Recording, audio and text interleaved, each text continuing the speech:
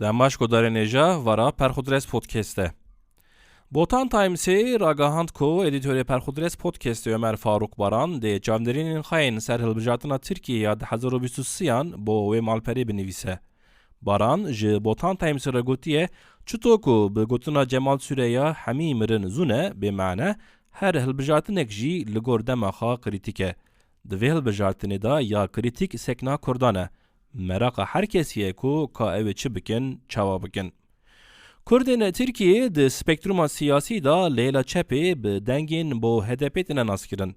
Lê Baran dibêje ji İYİ Partiyê bigire heta AK Partiyê, heta CHP û MHP hemabêje di hemî partiyan da Kurd hene û dibêje bi qasî imkan rê didin ew ê guh bide ser Kurdên her hêlê.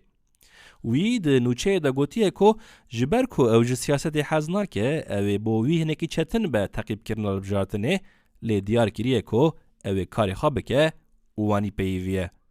Osman Sebrî di xatirayên xwe da bo wan kesên ku bi dizî meseleyan teqîb dikin dibêje guhbel. Ez jî dikim guhbeliyê bikim.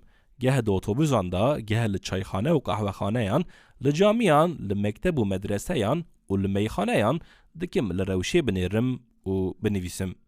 Nivîsên Ömer Faruk Baran yên serhilbijartina Tirkiye 2023 piştî Botan Times'ê dê li ser Perxudres Podcast'ê jî bi deng werin weşandin. Vê gavê bi xatirê we.